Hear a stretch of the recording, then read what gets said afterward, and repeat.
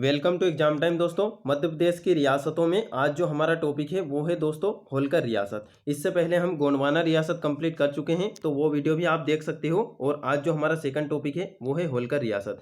MPPSC मुख्य परीक्षा के अकॉर्डिंग हम सिलेबस को कंप्लीट कर रहे हैं, जिसमें हम हैंड रिटन नोट्स से देखेंगे, क्योंकि हैंड रिटन नोट्स से आपको यहाँ पर कुछ आइडिया भी लगेगा किस प्रकार से नोट्स बनाए जाते हैं, और इन्हें देखकर आप अपने नोट्स भी बना सकते हो। और दोस्तों यहाँ पर जैसे कि एक कमेंट बहुत ज़्यादा यहाँ पर आ रही है कि पीडीएफ आपको किस प्रकार से यहाँ पर मिलेगी। तो दोस्तों ये जो पीडीएफ है आपको 1 या 2 दिन में आपको जो वीडियो के डिस्क्रिप्शन में आपको इंस्टा मोजो की लिंक दिखाई देगी, वहाँ से आपको ये मिल जाएगी, ठीक है। और बाकी आप ये वीडियो देखकर भी यहाँ पर नोट कर सकते हो। बाकी जिन्हें पीडीएफ चाहिए तो पीडीएफ आपको इंस्टा मोजो की लिंक दी हुई है वीडियो के डिस्क्रिप्शन में, तो 1 से 2 दिन बाद वो अपलोड हो जाएगी वहाँ पर, तो आप वहाँ से डाउनलोड कर सकते हैं। अब आ जाते हैं हम यहाँ पर किस प्रकार से आपको नोट्स बनाना है। 3 मार्क, 5 मार्क, 11 मार्क के कैसे कैसे क्वेश्चन आएंगे, वैसे वैसे हमें यहाँ पर पढ़ना है। जैसे कि हमने आपको बताया था, कोई भी टॉपिक आप पढ़ो सबसे पहले आप उसका बेसिक बना लो। जैसे कि मैंने यहाँ पर एक पेज में पूरा इसका बेसिक लिख लिया है। अगर मैं इतना ही पढ़ूँ तो भी मुझे समझ में आ जाएगा कि होलकर रियासत आखिर में क्या है। तो हम यहाँ पर देखते हैं क्या क्या हमने बनाया है। देखिए, अब हम यहाँ पर पूरी होलकर रियासत एक ही वीडियो में कंप्लीट करेंगे। होलकर रियासत सबसे पहले हमने यहाँ पर एक छोटा सा मैप बना के उसका क्षेत्र दर्शा दिया है कि होलकर रियासत इंदौर के आसपास का क्षेत्र था।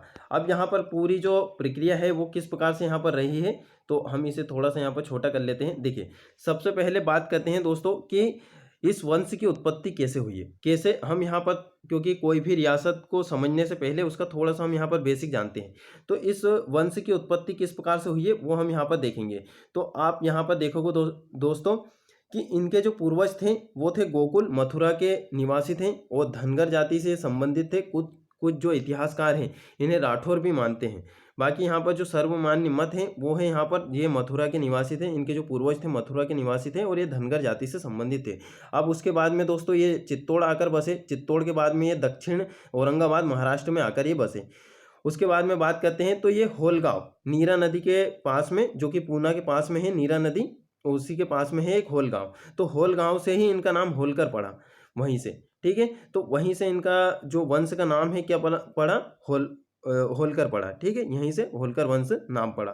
तो इस प्रकार से इसके कुछ वंश की उत्पत्ति का हमें यहाँ पर पता चलता है। अब आते हैं हम यहाँ पर कि होलकर रियासत की स्थापना किस प्रकार से हुई है, क्या क्या परिस्थितियाँ बनी हैं। अब देखोगे आप यहाँ पर कि जो मालवा है, मालवा पर मराठों का आक्रमण हुआ था 1690 ईस्वी में। 1690 ईस्वी के बाद से मराठों का वहाँ पर आक्रमण होना स्टार्ट हो गया था, क्योंकि मराठा जो व्यक्ति थे वो जिस भी क्षेत्र पे कब्जा करते थे वहाँ से सरदेशमुखी और चौथ जैसे जो कर थे वो वहाँ पे वसूल किया करते थे। तो मराठों का भी यहाँ पर मालवा पे आक्रमण हुआ। उसके बाद में क्या हुआ, पेशवा बाजीराव प्रथम ने 1733 में मल्हार राव को इंदौर पुरस्कार स्वरूप में दिया, ठीक है। तो कहीं कहीं आपको ये जो डेट है वो 1732 भी देखने को मिलेगी, कहीं कहीं 1733 भी देखने को मिलेगी। तो इसमें आपको यहाँ पर ज़्यादा कन्फ्यूज नहीं होना है। बाकी जो डेट है आप यही याद करोगे, 1733। अब हुआ क्या, जैसे सारंगपुर का भी युद्ध हुआ था, अमझेरा का, इस प्रकार के कुछ युद्ध हुए 2 से 3। तो वो भी हम यहाँ पर अभी आगे देखेंगे, उन्हें हमें 3 मार्क में कंप्लीट करना है। तो सबसे इंपॉर्टेंट जो युद्ध था अमझेरा का युद्ध, ये हुआ था 1728 ईस्वी में। मालवा का विभाजन हो गया।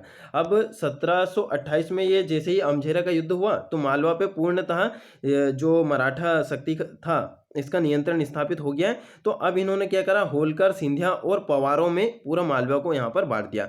अब पवारों का देखोगे तो जो बैतूल वाला जो क्षेत्र है वो पवारों को दे दिया गया था, और सिंधिया को ग्वालियर वाला क्षेत्र दे दिया गया था, और होलकर को इंदौर वाला क्षेत्र यहाँ पर दे दिया गया था। अब बस यहीं से फिर अपनी जो होलकर रियासत है, या फिर इंदौर रियासत भी हम इसे कह सकते हैं, ठीक है। होलकर रियासत या इंदौर रियासत भी कह सकते हैं। तो इसकी यहाँ पे स्थापना हो जाती है। अब किस किस प्रकार से यहाँ पर स्थापना हुई है, क्षेत्र तो आपको पता ही है, इंदौर मालवा 18वीं शताब्दी या फिर 18वीं सदी। अब जो इसके संस्थापक थे वो कौन थे, मल्हार राव होलकर। कौन है, मल्हार राव होलकर। और 1732 से 1766 तक इनका शासनकाल रहा है, ये आपको यहाँ पर ध्यान रखना है। अब हम बात करते हैं, अब यहाँ पर और थोड़ी सी पृष्ठभूमि समझ लेते हैं किस किस प्रकार से इनके जो शासक रहे हैं और कौन कौन से महत्वपूर्ण शासक को हमें पढ़ना है। अब संस्थापक तो आपने देख लिए हैं मल्हार राव होलकर। अब इनका एक पुत्र था खांडे राव, ठीक है। इनका ही विवाह हुआ था अहिल्याबाई के साथ में, ठीक है। अहिल्याबाई के बारे में भी हम यहाँ पर बहुत अच्छे तरीके से पढ़ेंगे, क्योंकि 11 मार्क में इनसे क्वेश्चन आ सकता है। इनका विवाह किसके साथ हुआ था, अहिल्याबाई के साथ। हम यहाँ पर अभी क्या है थोड़ी सी पृष्ठभूमि समझने का प्रयास कर रहे हैं, बेसिक समझ रहे हैं होलकर रियासत का, ताकि हमें यहाँ पर आगे पढ़ने में आसानी हो।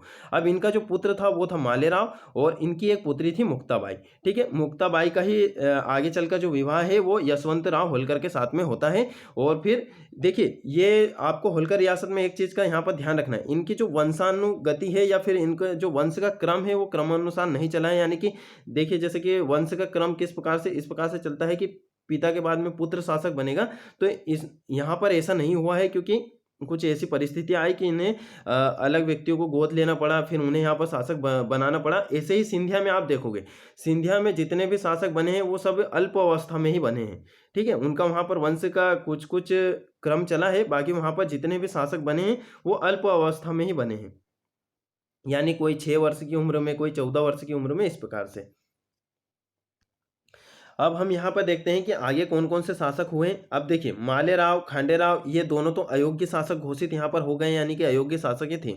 उसके बाद में सबसे महत्वपूर्ण जो शासिका है वो है अहिल्याबाई। तो 1767 से 1795 तक का इनका शासनकाल रहा है। और इन्होंने क्या करा है, जैसे कि इंदौर, मल्हारराव होलकर ने किसे राजधानी बनाया था, इंदौर को बनाया था। तो इन्होंने राजधानी को महेश्वर स्थानांतरित कर दिया, और महेश्वर की स्थापना भी अहिल्याबाई ने ही की है। वहाँ पे कई घाटों का निर्माण इन्होंने करवाया है। उसके बाद में आते हैं हम तुकोजी राव। तुकोजी राव आते हैं, जो कि ये अहिल्याबाई के क्या थे, उस टाइम से सूबेदार थे। तो फिर बाद में क्या हुआ, इनके तो कोई पुत्र वगैरह थे नहीं, क्योंकि इनके जो पुत्र थे उनका देहांत तो हो चुका था, पति का, ससुर का, सबका देहांत तो हो चुका था अहिल्याबाई के। तो अब इनके जो सूबेदार थे तुकोजी राव प्रथम, तो ये फिर आगे चल के शासक बनते हैं, और ये क्या करते हैं, महेश्वर से वापस से इंदौर स्थानांतरित करते हैं राजधानी को। अब आते हैं फिर यशवंत राव प्रथम। अब यशवंत राव प्रथम वही है जिनका विवाह मुक्ताबाई के साथ में होता है। ठीक है, मुक्ताबाई के साथ में यशवंत राव होलकर का विवाह होता है प्रथम का। अब ये क्या करते हैं, इंदौर से जो तहसील है वो कहाँ ले जाते हैं, भानपुरा में। और भानपुरा में ये एक तोप खाने का यहाँ पर निर्माण करते हैं, ये आपको यहाँ पर ध्यान रखना है। अब वो तोप खाने का निर्माण इन्होंने क्यों किया, वो हम जब आगे पढ़ेंगे, जब आपको यहाँ पर समझाएंगे। अब भानपुरा से इंदौर स्थानांतरित कौन करते हैं राजधानी को, मल्हार राव द्वितीय। ठीक है, क्योंकि मल्हार राव प्रथम ने तो स्थापना की है इंदौर राज्य की। उसके बाद में यहाँ पर सबसे इंपॉर्टेंट है तुकोजी राव द्वितीय। आप तुकोजी राव जितने भी यहाँ पर देखोगे, इन्होंने बहुत ही अच्छे अच्छे यहाँ पर कार्य किए हैं। तुकोजी राव प्रथम, तुकोजी राव द्वितीय और तुकोजी राव तृतीय। तो अब आते हैं तुकोजी राव द्वितीय के बारे में। अब ये 1844 से 1886 तक इनका शासनकाल रहा है। शासनकाल आपको याद रखना है, क्योंकि इन्हीं के समय में 1857 की महत्वपूर्ण घटना हुई है, क्रांति हुई है, और इन्होंने ढेर सारे प्रशासनिक और उसके बाद में सामाजिक आर्थिक सुधार यहाँ पर किए हैं। इनके बारे में आपको अच्छे से यहाँ पर पढ़ना है। तो जितने भी दोस्तों ये शासक हमने यहाँ पर लिखे हैं, ये सारे महत्वपूर्ण हैं। इनके बाद में भी कुछ छोटे मोटे शासक रहे हैं, जैसे कि काशीराव हुए, और फिर खांडू जी रहे, बहुत प्रकार के रहे हैं। उनके बारे में नहीं पढ़ना है, क्योंकि वो अयोग्य शासक यहाँ पर थे। तो यही इतने ही यहाँ पर इंपॉर्टेंट शासक है, वो इन्हीं से ही आपका यहाँ पर क्वेश्चन आने की संभावना है। उसके बाद में शिवाजी राव होलकर है, इन्होंने भी कुछ अच्छे अच्छे कार्य यहाँ पर किए, इसलिए इन्हें यहाँ पर 5 मार्क और 3 मार्क के अकॉर्डिंग हमें यहाँ पर पढ़ना पड़ेगा। तुकोजी राव होलकर तृतीय। अब आते हैं तृतीय के बारे में, और उसके बाद में लास्ट में आते हैं यशवंत राव द्वितीय। तो इनका जो शासनकाल है 1926 से 1948 तक रहा है। और ये क्या करते हैं, 1 जनवरी 1950 को भारतीय संघ में विलय कर देते हैं, और मध्य भारत क्षेत्र का हिस्सा बन जाती है कौन सी, अपनी होलकर रियासत या फिर इंदौर रियासत। तो सिंपल सा आपको यहाँ पर पूरा बेसिक समझ में आ गया है, और बेसिक समझने में हमें 8 मिनट लग चुके हैं। अब हम यहाँ पर देखते हैं, अब आते हैं हम यहाँ पर किस प्रकार से क्वेश्चन आते हैं, और किस प्रकार से आपको यहाँ पर डील करना है। ठीक है, तो आपके यहाँ पर 3 मार्क भी यहाँ पर कंप्लीट करने की हमने यहाँ पर कोशिश की है। अब आ जाते हैं दोस्तों मल्हार राव के बारे में। तो इनके बारे में आपको काफ़ी कुछ चीज़ें यहाँ पर पढ़ना है। देखिए, मल्हार राव होलकर 1732 से 1766 तक इनका शासनकाल रहा है, और इनका देहांत भी आपको याद रखना है आलमगीरपुर, और ये आलमगीर, ठीक है, आलमगीर याद रखना है, भिंड में है ये, इनका वहाँ पर देहांत हुआ है। और जो छत्री निर्माण की कला है वो यहाँ पर होलकर शासकों की ही देन है, ये भी आपको ध्यान रखना है। अब आ जाते हैं, इनका होलकर वंश के संस्थापक हैं ये योग्यतम और कुशल शासक रहे हैं। अब योग्यतम कुशल शासक क्यों रहे हैं, अब आप जब आगे इनके कार्य पढ़ोगे तो आपको यहाँ पर समझ में आ जाएगा। और इनके जो समय में थे, देखिए जैसे कि पेशवा बाजीराव प्रथम थे इनके समय में, ठीक है। तो मराठा सरदारों के यहाँ ये सबसे पहले क्या थे, वहाँ पर ये उनके जैसे कि सेना में शामिल थे मराठा सरदारों के। फिर बाद में कि इनकी प्रसन्नता यानी कि इनके कुशलता को देखते हुए बाजीराव प्रथम ने इन्हें इंदौर रियासत पुरस्कार स्वरूप भेंट की थी। तो वहीं से इन्होंने होलकर वंश की वहाँ पर स्थापना कर दी थी, या होलकर रियासत की। अब देखिए 1728 में मालवा के ये शासक बने थे, मालवा के शासक बने थे। उसके बाद में 1733 में इन्होंने क्या करा, इंदौर रियासत की इन्होंने स्थापना कर दी 1733 में, और इनका जो कार्यकाल है 1732 से 1766 तक है। ठीक है, तो 1732 अब हमने क्यों लिखा, आपको समझ में आ गया होगा, क्योंकि ये 1728 में ही मालवा के शासक यहाँ पर नियुक्त हो जाते हैं। अब इनके कुछ प्रमुख युद्ध हैं। देखिए इन्होंने मतलब पूर्ण तरीके से ये नहीं कहा जा सकता कि इन्होंने ही युद्ध को जितवाया है। बाकी यहाँ पर क्या है, इन युद्धों में इन्होंने नेतृत्व किया है, और यहाँ पर इनका काफ़ी ज़्यादा सहयोग रहा है इन युद्धों में। ठीक है, तो प्रमुख युद्ध यहाँ पर सारंगपुर का युद्ध देखोगे आप 1724 में, तो ये कहाँ पर हुआ, किसके मध्य हुआ, तो ये मालवा विजय का प्रथम अभियान था। ठीक है, जो मराठा सरदार थे उनका मालवा विजय का प्रथम अभियान था ये सारंगपुर का युद्ध। ये काफ़ी ज़्यादा इंपॉर्टेंट है, ये आपको ध्यान रखना है। ये गिरधर बहादुर और मल्हार राव के बीच में ये हुआ था। उसके बाद में इसका परिणाम ये हुआ कि गिरधर बहादुर है वो मारा गया, और दया बहादुर मालवा का सूबेदार बना। ठीक है, अब क्या करा, जो दया बहादुर था इसी का भाई या फिर कोई भी रहा होगा, तो वो क्या करा, यहाँ पर दया बहादुर मालवा का सूबेदार बना। ठीक है, तो मालवा पर अभी इन्होंने यहाँ पर प्रत्यक्ष तौर पर इनका शासन स्थापित नहीं हुआ था मराठों का। अब आते हैं अमझेरा के युद्ध में। जैसे कि हमने बताया था आपको, अमझेरा का युद्ध धार के समीप में हुआ था, और ये मुगल सूबेदार प्लस मराठा के बीच में ही हुआ था। इसका परिणाम ये हुआ कि मालवा पर मराठा का नियंत्रण स्थापित हो गया था। अभी भी पूर्ण तरीके से यहाँ पर नियंत्रण स्थापित नहीं हुआ था। इसके बाद में एक और युद्ध होता है, तिरला का युद्ध। ठीक है, तिरला का युद्ध 1731 में ये मालवा में हुआ था, मालवा में। उसके बाद में यहाँ पर मुगल सूबेदार दया बहादुर, देखिए जैसे कि यहाँ पर मालवा का सूबेदार कौन बना था, अभी जैसे सारंगपुर का युद्ध हुआ था तो दया बहादुर बना था उसके बाद में। ठीक है, उसके बाद में यहाँ पर मराठों के बीच में ये हुआ था। परिणाम क्या हुआ, दया बहादुर की हार हुई और मालवा पर मराठा शक्ति का प्रभुत्व स्थापित हो गया। अब पूर्ण तरीके से यहाँ पर मालवा पर इनका आधिपत्य स्थापित हो गया है मराठों का। फिर क्या हुआ बाद में, जैसे कि हमने आपको बताया, होलकर, पवार और सिंधिया में ये मराठा वहाँ पर राज्य का विभाजन कर देते हैं और वो अपने क्षेत्र में चले जाते हैं। भोपाल का युद्ध 1737 में हैदराबाद के निजाम प्लस मराठा के बीच में हुआ। परिणाम ये हुआ कि मराठा सेना विजयी रही। ठीक है, तो इन्होंने क्या करा, इन चारों युद्धों में सक्रिय रूप से भूमिका निभाई है मल्हारराव होलकर ने। और ये आपको ध्यान रखना है, ये युद्ध आपसे 3 मार्क में बिल्कुल पूछे जा सकते हैं। अगर आपसे मल्हारराव होलकर की उपलब्धियों के बारे में यदि क्वेश्चन आता है, इन चारों युद्धों का आपको जिक्र करना है। ठीक है, इन चारों युद्धों का जिक्र करना है। और उसके बाद में पानीपत का तृतीय युद्ध है, इन्हीं के समय में पानीपत का तृतीय युद्ध होता है। पानीपत का तृतीय युद्ध कब होता है, 1761 में होता है। अहमद शाह अब्दाली प्लस मराठा। अब मराठा का जो नेतृत्व करता है वो था सदाशिवराव भाऊ। अब परिणाम ये हुआ, मराठा सेना की हार हुई। अब हार क्यों हुई, मल्हार राव की क्या उसमें भूमिका रही है, ये हम यहाँ पर कारण को जानते हैं। अब मल्हार राव होलकर की इसमें क्या भूमिका रही है पानीपत के तृतीय युद्ध में, और पानीपत के तृतीय युद्ध का होलकर रियासत पर क्या प्रभाव पड़ा, वो भी हम यहाँ पर देखेंगे, और इनके हारने का कारण क्या था।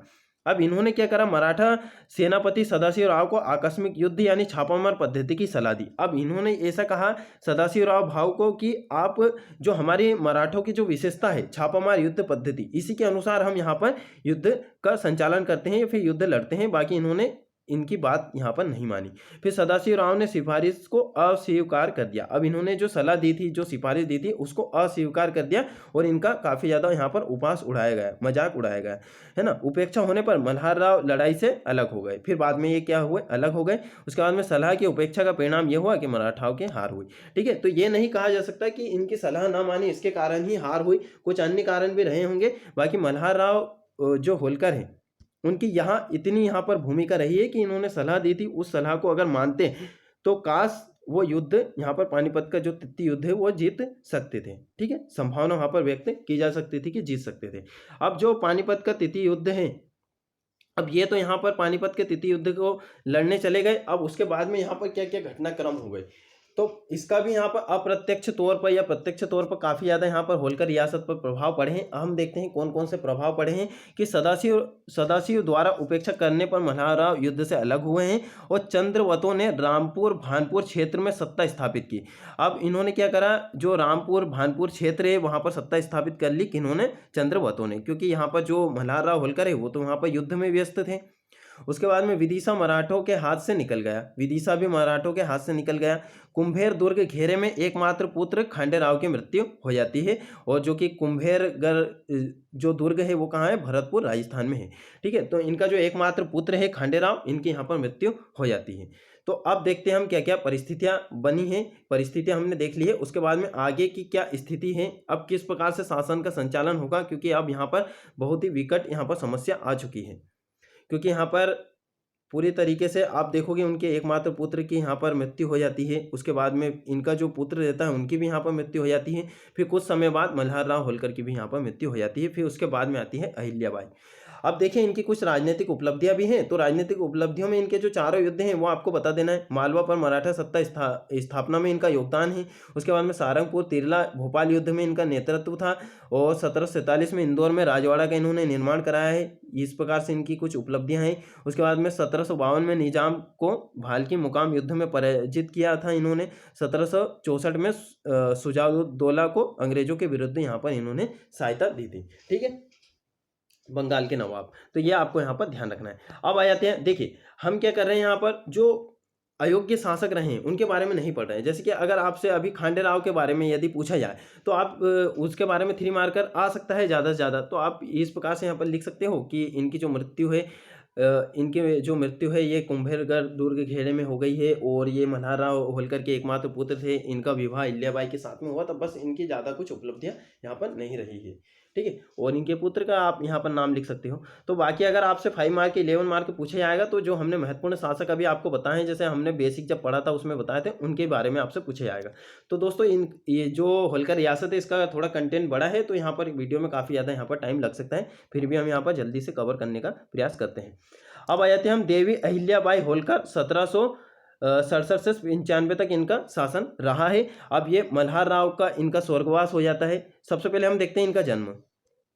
ठीक है, इनका जन्म 1725 में हुआ था, चोड़ी ग्राम महाराष्ट्र में। इनकी मृत्यु होती है 1795 में महेश्वर में। ठीक है, और महेश्वर को ही इन्होंने राजधानी बनाया था। यहाँ पर राजधानी परिवर्तन भी एक महत्वपूर्ण घटना है। अब देखिए इनके साथ क्या क्या चुनौतियाँ हैं, क्या क्या कठिनाइयाँ यहाँ पर उत्पन्न हुई है। तो अगर इनकी प्रारंभिक चुनौतियाँ या कठिनाइयाँ आती हैं तो ये भी आपको ये भी पॉइंट उसी में लिखना है। ठीक है, हमने यहाँ पर थोड़ा सा यहाँ पर लिख दिया है। जैसे कि मल्हार राव, इनका जो ससुर थे उनके भी यहाँ पर स्वर्गवास हो जाता है। इनके जो पति हैं खांडेराव, उनके जो पुत्र हैं मालेराव की भी मृत्यु हो जाती है। अब उनकी मृत्यु के बाद ये क्या करते हैं, उनकी मृत्यु के बाद में पेशवा की अनुमति से प्रशासन का कार्यभार ये संभालती हैं 1767 से। ठीक है, उसके बाद में सेनापति या सूबेदार किसे बनाते हैं, ये तुकोजी राव होलकर को यहाँ पर बनाते हैं। आपको ये यहाँ पर ध्यान रखना है। अब आ जाते हैं इनकी प्रारंभिक चुनौतियां या कठिनाइयां क्या हैं। क्योंकि देखिए पहली कठिनाई तो यही है कि ये महिला हैं। अगर महिला हैं तो जो बाहरी शासक हैं या फिर बाहर के जो राज्य हैं, अन्य राज्य हैं, वो इन पे यहाँ पर हमला करने की यहाँ पर सोचेंगे। अब दूसरी बात ये है कि इनके जो ससुर हैं, पति, पुत्र, सबकी यहाँ पर मृत्यु हो जाती है। तो यहाँ पर काफ़ी ज़्यादा यहाँ पर ऐसी स्थिति बन जाती है कि अब राज्य का अस्तित्व यहाँ पर समाप्त होने की कगार में रहता है। अब देखिए इन चुनौतियों का किस प्रकार से ये सामना करते हैं। जैसे मराठा सरदारों का यहाँ पर विरोध होता है, कई विरोध होते हैं। यहाँ पर पति, पुत्र और ससुर की मृत्यु हो जाती है। चंद्रकर राजपूतों का यहाँ पर बगावत हो जाता है, जैसे कि हमने पढ़ा था अभी कि विदिशा में विदिशा छीन लेते हैं ये। उसके बाद में राघोबा द्वारा हमला करने की यहाँ पर धमकियाँ दी जाती है। ठीक है, तो राघोबा द्वारा यहाँ पर हमला करने की धमकियाँ दी जाती है। तो इसका कैसे यहाँ पर निपटान करते हैं, ये उन्हें एक पत्र लिखकर भेजते हैं कि अगर आप मुझसे अगर युद्ध में हार जाते हैं तो आपकी काफ़ी ज़्यादा यहाँ पर जो उपेक्षा की जाएगी या फिर आपकी काफ़ी ज़्यादा यहाँ पर जगहसाई होगी। तो इस प्रकार से ये क्या करते हैं, फिर युद्ध का अपना जो हमला करने की यहाँ पर उनकी रणनीति है उनको यहाँ पर चेंज कर देते हैं। अब देखिए यहाँ पर क्या हुआ कि अतः अहिल्याबाई ने धीरता, शौर्य और बड़ी कुशलता के साथ चुनौतियों का सामना यहाँ पर किया। ठीक है, इतना सा आपको यहाँ पर लिखना है। तो ये प्रारंभिक इनकी चुनौतियाँ, कुछ कठिनाइयाँ रही है। अब इनकी कुछ उपलब्धियाँ भी है, वो हम यहाँ पर देख लेते हैं। उपलब्धियाँ, इनके कुछ महत्वपूर्ण कार्य हैं, इन्होंने क्या क्या किए हैं वो आपको यहाँ पर देखना है। उपलब्धियाँ और कार्य, ये न्यायप्रिय, देखिए इस प्रकार के आपको शब्दों का यहाँ पर चयन करना है। न्यायप्रिय, साहसी, दिव्य गुणों की धनी और निर्मल हृदय की स्वामिनी ये थी। अब देखें यहाँ पर इनको देवी क्यों कहा जाता है, अहिल्याबाई को देवी क्यों कहा जाता है, तो ये कार्य आप लिख दोगे तो ये इनसे यहाँ पर सिद्ध हो जाता है कि यहाँ पर ये प्रजा हितैषी थी, साहसी थी, न्यायप्रिय थी, इनका जो हृदय था निर्मल था। अब किस प्रकार से था, अब इनके कुछ जन कल्याणकारी आप कार्य देखिए। इन्होंने अनेक मंदिर, घाटों और बावड़ियों का इन्होंने निर्माण करवाया प्रजा की सुख सुविधा को ध्यान में रखते हुए। उसके बाद में सोमनाथ, काशी विश्वनाथ मंदिर का निर्माण करवाया, पुनर्निर्माण करवाया उनका, ठीक है ना। तो सोमनाथ मंदिर को विध्वंस कर दिया था महमूद खिलजी ने, ठीक है, महमूद खिलजी, मोहम्मद गजनवी ने। तो उसके बाद में क्या करा, ये इन्होंने क्या करा, उसका पुनर्निर्माण करवाया था। काशी विश्वनाथ मंदिर का भी इन्होंने निर्माण करवाया था। राजधानी को महेश्वर में, देखिए इनकी जो राजधानी थी, इन्होंने क्या करा था, राजधानी परिवर्तन करा था। इंदौर से महेश्वर ये राजधानी को ले गए थे। अब क्या करा, राजधानी इनकी महेश्वर हो गई। इसमें क्या करा, इन्होंने स्थापत्य संरचनाओं का निर्माण कराया। कई मतलब इन महेश्वर में जितनी भी स्थापत्य कला है, कुछ भी चीज़ों का निर्माण कराया, वो अहिल्याबाई ने ही करवाया है। सिंपल सा आपको यहाँ पर लिख देना है। महेश्वर साड़ी उद्योग की स्थापना की है। राज्य में सड़कों का निर्माण कराया। शांति और सुरक्षा की स्थापना की। महिला सशक्तिकरण की ये पक्षधर थी, ठीक है। महिला सशक्तिकरण के लिए भी इन्होंने कई कार्य किए हैं। अब हम इसका मूल्यांकन या फिर निष्कर्ष इस प्रकार से लिख सकते हैं कि अहिल्याबाई होलकर का शासन काल होलकर रियासत का स्वर्ण युग कहलाता है। इस प्रकार से भी आपसे क्वेश्चन बिल्कुल पूछा जा सकता है कि अहिल्याबाई के शासनकाल को स्वर्ण मतलब कि होलकर रियासत का स्वर्ण युग क्यों कहा जाता है, तो वर्णन कीजिए। इस प्रकार से 11 मार्क में क्वेश्चन आ सकता है। तो यही आपको प्रारंभिक कठिनाइयाँ, चुनौतियाँ यहाँ पर लिखना है। उसके बाद में इनके कुछ जन कल्याणकारी कार्य लिख देना है। मालवा तथा निमाड़ के लोग आज भी उनको देवी के रूप में याद करते हैं, देवी के रूप में जानते हैं, देवी के रूप में याद करते हैं, क्योंकि इनके कुछ ऐसे यहाँ पर कार्य रहे हैं। हम यहाँ पर प्रश्न उत्तर को ध्यान में रखते हुए यहाँ पर पढ़ रहे हैं। और बाकी अगर आपको अहिल्याबाई के बारे में और भी पढ़ना हो तो आप इंटरनेट में या फिर आपके पास जो भी कंटेंट है उनके बारे में आप और भी ढेर सारी यहाँ पर जानकारी इकट्ठा कर सकते हो। अब तुकोजी राव प्रथम, जो कि सेनापति और सूबेदार थे अहिल्याबाई के। अब ये मल्हार राव के क्या थे, भतीजे थे। अब देखिए उनके पुत्र की तो मृत्यु हो जाती है, तो अब शासक कोई बनेगा नहीं। तो अब शासक कौन बनेगा, ये सेनापति जो सूबेदार थे वही, ठीक है। इनका जो शासनकाल है वो 1795 से 97 तक ये रहा है, ज़्यादा टाइम ये नहीं रह पाए। अब ये इन्होंने क्या करा, राजधानी को वापस इंदौर लेकर आ गए। महेश्वर से कहाँ लेकर आए, ये इंदौर लेकर आए, ठीक है। तो मल्हार राव होलकर ने कहाँ राजधानी बनाई थी, इंदौर में। अहिल्याबाई ने क्या करा, इंदौर से महेश्वर ले गई। और उसके बाद में तुकोजी राव प्रथम महेश्वर से इंदौर लेकर आ गए। अब इनके भी कुछ प्रमुख कार्य रहे, बस इनके कार्य ही आपको यहाँ पर ध्यान रखना है। देखिए सेना का यूरोपीय पद्धति पर आधुनिकरण इन्होंने किया। उसके बाद में अहमद शाह अब्दाली का साथ देने वाले रोहिलों को दंडित किया।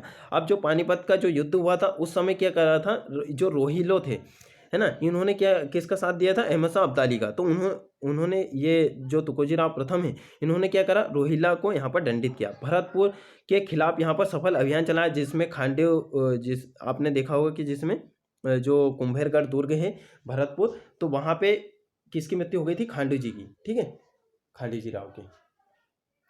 प्रथम आंग्ल मराठा युद्ध इन्हीं के समय में हुआ था, ठीक है। तो प्रथम आंग्ल मराठा युद्ध के समय तुकोजी राव प्रथम यहाँ पर शासक थे, और जिसे बड़गांव युद्ध भी कहा जाता है, 1779 में हुआ था, और अंग्रेजों को इन्होंने यहाँ पर हराया था। उसके बाद में टीपू सुल्तान के बादामी किले पर अधिकार स्थापित किया। तो इनके कुछ महत्वपूर्ण कार्य या फिर राजनीतिक उपलब्धियां ये रही है। अब आ जाते हैं हम नेक्स्ट शासक। अब हमारे आ जाते हैं नेक्स्ट वाले शासक जो हैं दोस्तों, ये है यशवंत राव होलकर। आपने देखा होगा कि तुकोजी राव होलकर की कोई संतान न होने के कारण उन्होंने क्या करा था, एक पुत्र को यहाँ पर गोद लिया था, जिसका नाम था काशीराव होलकर। अब काशीराव होलकर अपाहिज था, अयोग्य शासक था, ठीक है। जो काशीराव होलकर था वो अयोग्य था और अपाहिज था। अब ये किसके मतलब कि किसके सहयोग से यहाँ पर शासक बना था, ये दौलत राव सिंधिया के सहयोग से शासक बना था, ठीक है। और यशवंत राव होलकर प्रथम ये चाहते थे कि जो राजनीतिक सत्ता है वो मुझे मिले। तो अब इन्हें क्या है, मध्य भारत का नेपोलियन कहा जाता है। क्यों कहा जाता है, एक इतिहासकार है, इतिहासकार ने कहा है NS इनामदार ने। अब इन्हें मध्य भारत का नेपोलियन क्यों कहा है वो हम यहाँ पर जानते हैं। तो ठीक है, तो हमने यहाँ पर आपको परिस्थितियाँ बता दी है। काशीराव होलकर यहाँ पर शासक बन गए हैं बीच में। अब फिर यशवंत राव होलकर किस प्रकार से यहाँ पर शासक बनते हैं। अब दौलत राव सिंधिया के साथ में इनका मतभेद हो जाता है। पेशवा भी उन्हीं का साथ देते हैं कि काशीराव होलकर ही बनना चाहिए शासक, ठीक है। तो ये क्या करते हैं, पेशवा और सिंधिया के साथ इनका मतभेद हो जाता है। फिर 1802 में पेशवा और सिंधिया को भी ये परास्त कर देते हैं। देखिए अब आप सोचिए यहाँ पर कि पेशवा मराठा इतने शक्तिशाली, उसके बाद में सिंधिया इतने शक्तिशाली, उनको यशवंत राव होलकर प्रथम ने यहाँ पर पराजित कर दिया। तो इससे क्या है, अंग्रेज भी भयभीत रहते हैं, ठीक है, भयभीत हो गए थे। तो यहाँ पर इसीलिए इन्हें मध्य भारत का नेपोलियन कहा जाता है। ये काफ़ी ज़्यादा इंपॉर्टेंट यहाँ पर पॉइंट है, आपसे प्रारंभिक परीक्षा में भी पूछा जा सकता है कि मध्य भारत का नेपोलियन किसे कहा जाता है, ठीक है। उसके बाद में 1802 में पेशवा और सिंधिया को परास्त किया, बेसिन की संधि की 1802 में, और फिर अंग्रेजों को यहाँ पर सहायता मिली। इससे क्या हुआ, अंग्रेजों को सहायता मिली। अब देखिए इसी के समय में क्या हुआ, आंग्ल मराठा युद्ध द्वितीय द्वितीय आंग्ल मराठा युद्ध 1803 से 1805 तक चला था। और प्रथम आंग्ल मराठा युद्ध किसके समय में हुआ, वो हुआ तुकोजी राव प्रथम के समय में। ठीक है, अब यहाँ पर हुआ क्या, अब 1805 में राजघाट या राजपुर की, ठीक है, राजघाट या फिर राजपुर घाट की यहाँ पर संधि हुई यशवंतराव होलकर और उसके बाद में वेलेजली के साथ में, ठीक है, इन दोनों के बीच में। अब इसका परिणाम ये हुआ कि यशवंतराव होलकर को बुंदेला छोड़ना पड़ा, बुंदेलखंड छोड़ना पड़ा, क्योंकि इन्होंने बुंदेलखंड पे भी यहाँ पर अपनी सत्ता स्थापित कर दी थी। ठीक है, इसीलिए इन्हें मध्य भारत का नेपोलियन कहा जाता है, क्योंकि बुंदेलखंड तक इन्होंने अपना राज्य स्थापित किया था, विस्तार किया था। ठीक है, तो राज्य का काफ़ी ज़्यादा इन्होंने विस्तार किया है यशवंतराव होलकर। इनके बारे में आप नेट पर भी पढ़ोगे तो काफ़ी ज़्यादा चीज़ें आपको यहाँ पर पढ़ने को मिलेगी। ठीक है, वहाँ पर आप लिखोगे यशवंतराव होलकर प्रथम, और बाजीराव द्वितीय को पेशवा की जो गद्दी है वो पुनः मिल गई। ठीक है, इस प्रकार से यहाँ पर कुछ घटनाक्रम हुआ है। ठीक है, अब आपने यहाँ पर देखा कि जो आंग्ल मराठा युद्ध है, द्वितीय आंग्ल मराठा युद्ध के बाद में जो होलकर रियासत है उस पर अंग्रेजों का आधिपत्य यहाँ पर स्थापित हो जाता है। तो अब जितने भी जो शासक बनेंगे अब वहाँ पर अंग्रेजों के अधीन रहते हुए यहाँ पर कार्य करेंगे। अंग्रेजों का वहाँ पर एक जो रेजिडेंट है वो वहाँ पर नियुक्त होगा। ठीक है, अंग्रेजों का सूबेदार नियुक्त होगा। अब वहाँ पर सिर्फ यहाँ पर नाम मात्र के यहाँ पर शासक रहेंगे, फिर भी इन्होंने कुछ अच्छे अच्छे यहाँ पर कार्य किए हैं, वो भी हम यहाँ पर देखेंगे, इसीलिए हम आगे के शासकों को भी यहाँ पर पढ़ेंगे। फिर 1857 की क्रांति में भी किस प्रकार से यहाँ पर सहायता दी है, प्रत्यक्ष तौर पर तो यहाँ पर सहायता नहीं दी है, अप्रत्यक्ष तौर पर दी है, तो वो भी हम यहाँ पर पढ़ेंगे। अब आ जाते हैं मल्हार राव द्वितीय, क्योंकि मल्हार राव प्रथम ने तो यहाँ पर जो स्थापना की है, अब ये मल्हार राव द्वितीय है। इनका शासनकाल 1811 से 1833 के बीच में ये रहा है, ये आपको यहाँ पर ध्यान रखना है। कौन है, मल्हार राव द्वितीय। तो देखिए इनमें भी कुछ थोड़ा सा यहाँ पर इनके भी जो शासनकाल में थोड़े से यहाँ पर मतभेद यहाँ पर थोड़ा सा उत्पन्न होता है कि बीच में यशवंत राव की पत्नी जो रहती है तुलसाबाई, कौन रहती है दोस्तों, तुलसाबाई। तुलसाबाई यहाँ पर अब जो शासन की बागडोर है वो अपने हाथों में यहाँ पर संभाल लेती हैं, क्योंकि ये क्या रहते हैं, बाल्य अवस्था में रहते हैं मल्हार राव द्वितीय। ठीक है, फिर वापस से यहाँ पर मल्हार राव द्वितीय यहाँ पर आ जाते हैं। तो उन तुलसाबाई के बारे में आपको ज़्यादा कुछ यहाँ पर नहीं पढ़ना है, बाकी अगर 3 मार्क में आ जाता है तो आप लिख सकते हो। शासनकाल, अब इन्होंने क्या करा, राजधानी को वापस से स्थानांतरित किया भानपुरा से इंदौर। ठीक है, तो यशवंत राव के बारे में हमने यहाँ पर शायद ये राजधानी का नहीं देखा। ठीक है, राजधानी का हम देख लेते हैं। इनका शासनकाल 1797 से 1811 तक रहा है। इनका विवाह हुआ था मुक्ताबाई के साथ में, और इनकी एक और पत्नी थी तुलसाबाई। अब इनके जो राजधानी है इंदौर से इन्होंने भानपुरा स्थापित की थी। कहाँ पर स्थापित की थी, आपने इसके पहले तुकोजी राव को देखा था, तो उन्होंने क्या करा था दोस्तों, राजधानी को महेश्वर से इंदौर स्थापित करा था। अब यशवंत राव ने क्या करा, जो राजधानी है इंदौर से भानपुरा स्थापित कर दी है, और भानपुरा में इन्होंने एक तोपखाना स्थापित किया था, ये आपको यहाँ पर ध्यान रखना है। ठीक है, अब मल्हार राव जो द्वितीय आते हैं, अब ये क्या करते हैं, जो राजधानी है भानपुरा से वापस इंदौर लेके आ जाते हैं। तो ये राजधानी का क्रम आपको यहाँ पर ध्यान रखना है। महू में ब्रिटिश छावनी का निर्माण इन्होंने कराया, क्योंकि अब जो अंग्रेजों का आधिपत्य यहाँ पर स्थापित हो गया है, तो अब अंग्रेजों के अधीन रहते हुए ये शासन करेंगे। इंदौर में पुराना महल और पढ़रीनाथ मंदिर का निर्माण इन्होंने करवाया मल्हार राव द्वितीय ने। अब इनके समय में तृतीय आंग्ल मराठा युद्ध हुआ, जो कि 1817 से 1819 तक चला। मल्हार राव द्वितीय इसमें पराजित हुए, और परिणाम ये हुआ कि इन्हें मंदसौर की यहाँ पर संधि करनी पड़ी। अब ये मंदसौर की जैसे ही संधि होती है, तब जाके यहाँ पर अंग्रेजों का पूरा आधिपत्य स्थापित होता है। अब उसमें कुछ शर्तें हैं, वो आपसे पूछी जा सकती है। जो मंदसौर की दोस्तों ये संधि है, ये आपसे 5 मार्क में ये क्वेश्चन आ सकता है। कब हुई थी, 1818 में हुई थी दोस्तों। अब इसके पक्षकार कौन थे, मल्हार राव द्वितीय और ब्रिटिश सरकार। अब हम यहाँ पर पढ़ते हैं कि इसके मुख्य प्रावधान क्या रहे हैं, मुख्य प्रावधान क्या रहे हैं।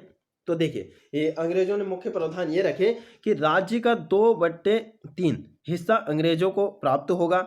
ठीक है, उसके बाद में यहाँ पर होलकर राज्य ब्रिटिश संरक्षण में चला गया। राज्य में पेशवा का अस्तित्व समाप्त हो गया है, पेशवाओं को यहाँ से खदेड़ दिया गया। इंदौर में ब्रिटिश रेजिमेंट होगा और सेना रखी जाएगी। ठीक है, तो ब्रिटिश सेना होगी। उसके बाद में यहाँ पर एक इंदौर में ब्रिटिश रेजिडेंट आपको बनाना पड़ेगा, इसीलिए यहाँ पर महू में ब्रिटिश छावनी का निर्माण इन्होंने करवाया था मल्हार राव द्वितीय ने।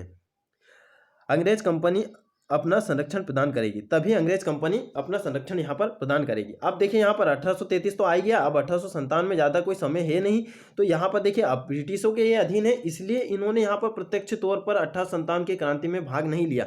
बाकी अप्रत्यक्ष तौर पर यहाँ पर इन्होंने भाग लिया है। जो विद्रोही थे, जो 1857 के विद्रोही थे, उन्हें यहाँ पर सहायता दी, पैसे दिए। ठीक है, धन संपत्ति का यहाँ पर यानी कि धन की सहायता इन्होंने की है, और भी यहाँ पर कुछ सहायता की है, वो हम आगे यहाँ पर देखेंगे। अब देखिए, अब इनके बाद में कौन आते हैं, तुकोजी राव द्वितीय। तुकोजी राव द्वितीय यहाँ पर आते हैं। अब देखिए तुकोजी राव द्वितीय का जो अन्य नाम है, यह है जसवंत होलकर, है ना, जसवंत होलकर, ये आपको यहाँ पर ध्यान रखना है। अब इनका जो शासनकाल है 1844 से 1886 तक है। अब इनके शासनकाल की महत्वपूर्ण घटना कौन सी है, यही है 1857 की क्रांति। हम यहाँ पर थोड़ा सा 1857 क्रांति की पृष्ठभूमि समझ लेते हैं कि 1857 की क्रांति हुई। इंदौर रेजिडेंट में कौन था, जो इंदौर रेजिडेंट में कौन था उस समय, इंदौर में रेजिडेंट कौन था, ये था कर्नल ड्यूरेंट। अब इसकी शुरुआत कैसे होती है, शुरुआत होती है दोस्तों मऊ से, मऊ छावनी से इसकी शुरुआत होती है। यहाँ पर सैन्य विद्रोह भड़क जाता है। इसका जो नेतृत्व है वो करता है शहादत खां। शहादत खां इन्हीं का एक सैनिक रहता है, किसका, तुकोजी राव द्वितीय का। ठीक है, ये आपको यहाँ पर ध्यान रखना है। और उसके बाद में यहाँ पर देखिए, थोड़ी सी यहाँ पर पृष्ठभूमि हम देख लेते हैं कि 1 जुलाई 1857 को विद्रोहियों ने इंदौर रेजिडेंट पर हमला कर उसे लूटा, और इंदौर रेजिडेंट में शहादत खां को फांसी दे दी गई। ठीक है, आप एमपीपीएससी का जो अभी वर्तमान में जो कार्यालय है उसके सामने यहाँ पर देखोगे तो इनके यहाँ पर मजार या फिर छावनी यहाँ पर या फिर छतरी बनी हुई है। अब बात करते हैं कि अब तुकोजी राव जो द्वितीय है, तुकोजी राव द्वितीय ने किस प्रकार से यहाँ पर साथ दिया है, यानी कि अप्रत्यक्ष तौर पर किस प्रकार से यहाँ पर 1857 की क्रांति में साथ दिया है। अब देखिए, क्रांति के पश्चात तुकोजी राव द्वितीय की उपेक्षा की गई। अब क्या किया गया, अब क्रांति के बाद में तुकोजी राव जो द्वितीय थे, इनके यहाँ पर उपेक्षा किस प्रकार से की गई। उपेक्षा इस प्रकार से की गई कि जैसे कि भोपाल रियासत ने भी यहाँ पर अंग्रेजों का साथ दिया था, सिंधिया ने भी अंग्रेजों का साथ दिया था, तो उन्हें यहाँ पर कुछ अच्छे अच्छे पद दिए गए हैं, और भी ढेर सारी चीज़ें यहाँ पर उपहार स्वरूप इन्हें दिए गए।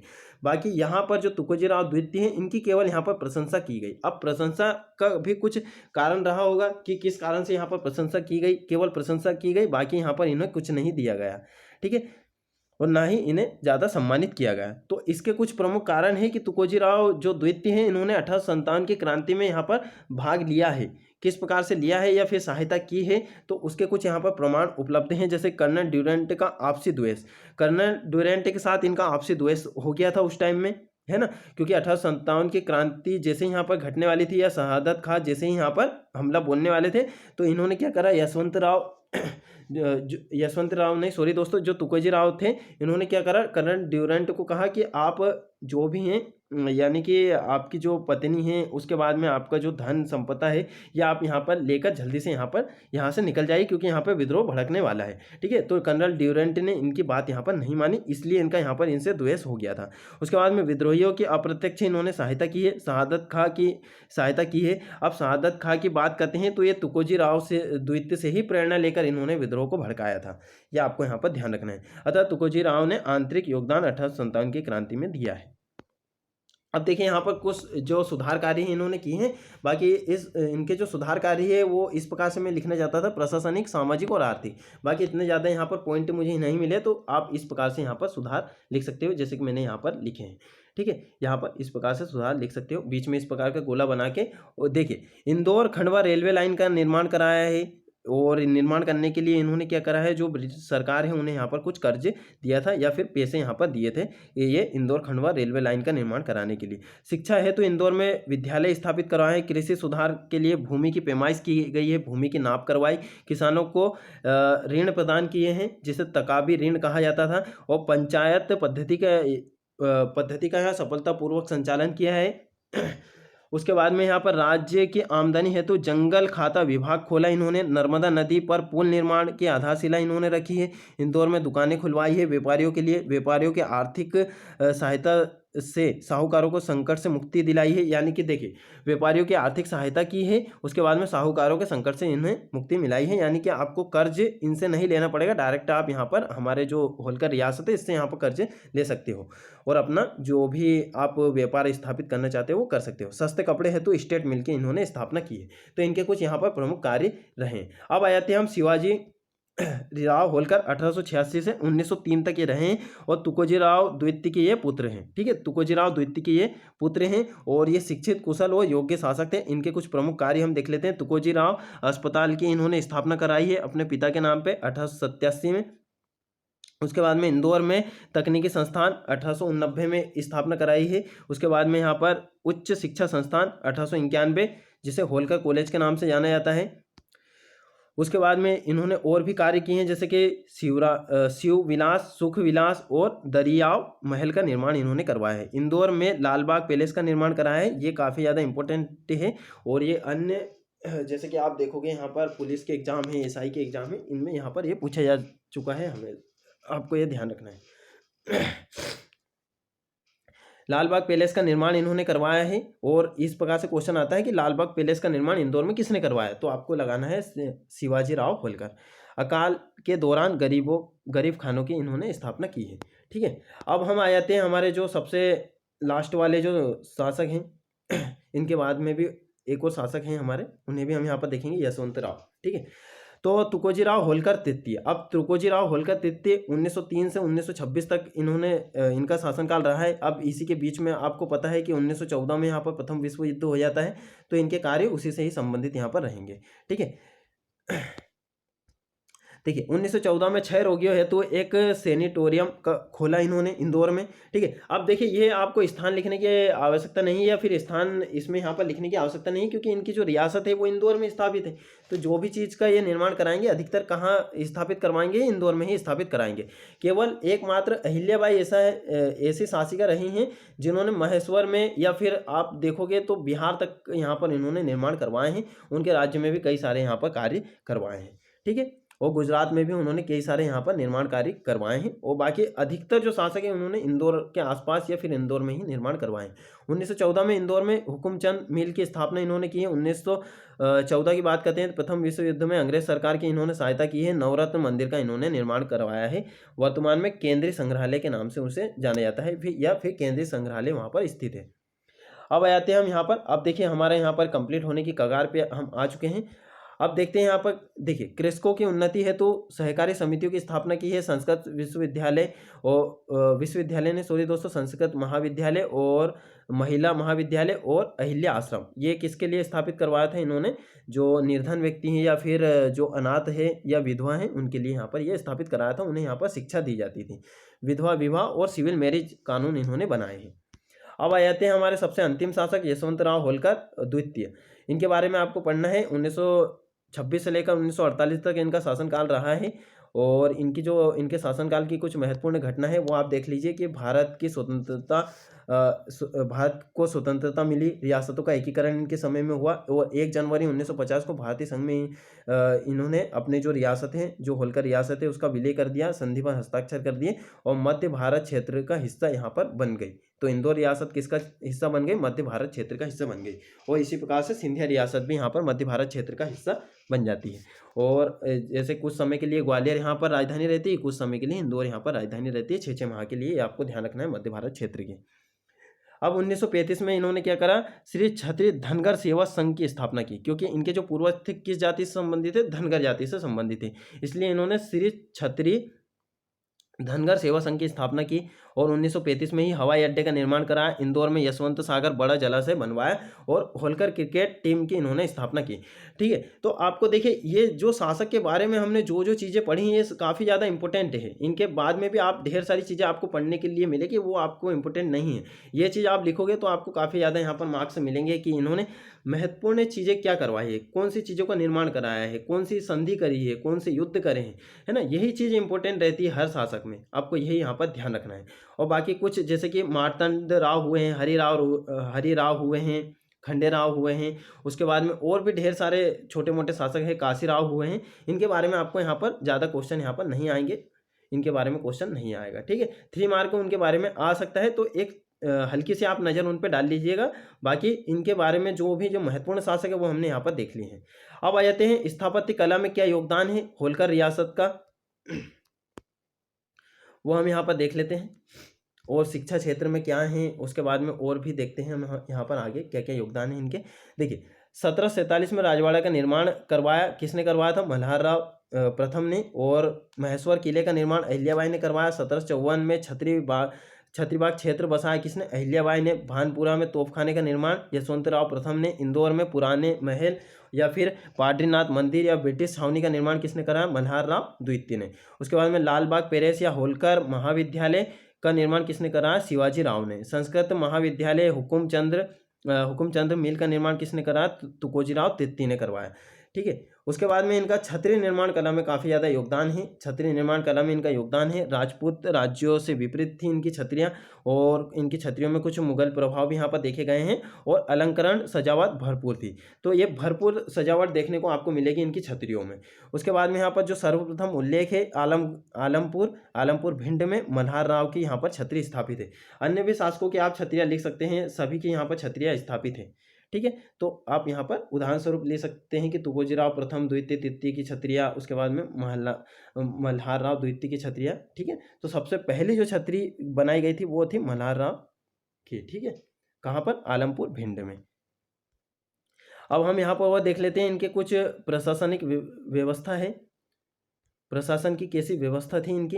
तो देखिए परगना देखिए, अब इनका जो क्षेत्र था कहाँ तक? इंदौर तक फैला हुआ था। तो इनका जो महल था उसे ही परगना यहाँ पर कहा जाता था। यह प्रशासन की प्रमुख इकाई थी, वहीं से ये शासन का संचालन किया करते थे। अब इसका जो प्रमुख होता था ये कौन होता था? कमाविजदार। और इसका जो कार्य होता था वो होता था शांति व्यवस्था स्थापित करना, सामाजिक आर्थिक कार्य करना, आय व्यय का लेखा जोखा यहाँ पर रखना, इस प्रकार के यहाँ पर कार्य करता था। न्याय करना भी इसका कार्य हुआ करता था। ठीक है। और जो शासक होते थे केवल वो शासन का संचालन ही वहाँ पर करते थे, और बाकी जो कार्य है इन पर छोड़ दिया करते थे। और इनकी सहायता के लिए मजूमदार, फडणवीस और हवलदार हुआ करते थे। अब आ जाते हैं नगर का प्रशासन कैसा था। पूरा इंदौर नगर का प्रशासन कैसा था? ठीक है। तो ये तो हमने महल का प्रशासन देख लिया है। उसके बाद में आप नगर का प्रशासन देखते हैं।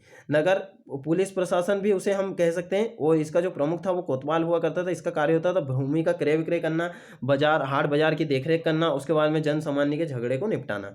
ठीक है। उसके बाद में आ जाते हैं कि आसपास के जो इंदौर रियासत के आसपास जो गांव थे, तो ग्रामीण प्रशासन कैसा था? ये प्रशासन की सबसे छोटी इकाई थी। जैसा कि हम यहाँ पर प्राचीन काल से देखते आए हैं कि प्रशासन की सबसे छोटी इकाई कौन सी होती है? ग्राम ही होती है। उसके बाद में परंपरागत स्वरूप में थी। जैसे यहाँ पर आप देखोगे सिंधु घाटी सभ्यता, वैदिक सभ्यता, उसके बाद में यहाँ पर मौर्य वंश, गुप्त वंश, जैसे वहाँ पर व्यवस्था स्थापित थी ग्राम की, वैसे यहाँ पर थी। और ग्राम कैसे थे? आत्मनिर्भर थे। ठीक है। आत्मनिर्भर गांव थे, और गांव का जो प्रमुख हुआ करता था वो पटेल हुआ करता था। इसका कार्य होता था गांव के कल्याणकारी कार्य करना। ठीक है। गांव के जितने भी कल्याणकारी कार्य हैं वो इन्हें यहाँ पर सौंप दिए जाते थे, वही यहाँ पर करते थे। और देखिए अब यहाँ पर कुछ इनके अधिकारी किस प्रकार से चलते थे। देखिए पटेल हुआ करता था, सबसे प्रमुख पटेल हुआ करता था। इसकी सहायता के लिए कुलकर्णी हुआ करता था, जो लिपिक या आय व्यय का लेखा जोखा करता था गाँव का। उसके बाद में इसकी सहायता के लिए चौकीदार या पटवारी हुआ करते थे। ये क्या करते? भूमि की माप करते थे, और भी ढेर सारी चीज़ें हैं वो करते थे, है ना। और गांव की देखरेख करना, तो ये कुलकर्णी की सहायता के लिए यहाँ पर होते थे। उसके बाद में यहाँ पर देखिए आय व्यय का लेखा जोखा कौन करेगा? कुलकर्णी करेगा। अब जो पट्टा वगैरह है, भूमि की पेमाई से, ये सब कौन बना के देगा? ये पटवारी बना के देगा। ठीक है। तो ये पटवारी का ये कार्य यहाँ पर हुआ करता था। अब बलाई भी यहाँ पर हुआ करते थे। इनका कार्य ये होता था गाँव में सूचना प्रसारण करना। ये ढोल नगाड़े बजाकर गाँव में सूचनाएं भेजते थे, जो परगना से जो भी सूचनाएं आती थी वो यहाँ पर भेजते थे। तो ये इनका प्रशासन था। अब हम यहाँ पर देख लेते हैं कुछ शिक्षा साहित्य में भी इनका कुछ योगदान है। तो शिक्षा में आप देखोगे कि 1867 में कन्या विद्यालय की स्थापना हुई है। इसका उद्देश्य था स्त्री शिक्षा को बढ़ावा देना। और भी ढेर सारे हमने जो अभी अन्य शासकों के बारे में यहाँ पर पढ़ा है कि इन्होंने क्या क्या निर्माण करा है, वो भी आप यहाँ पर लिख सकते हो।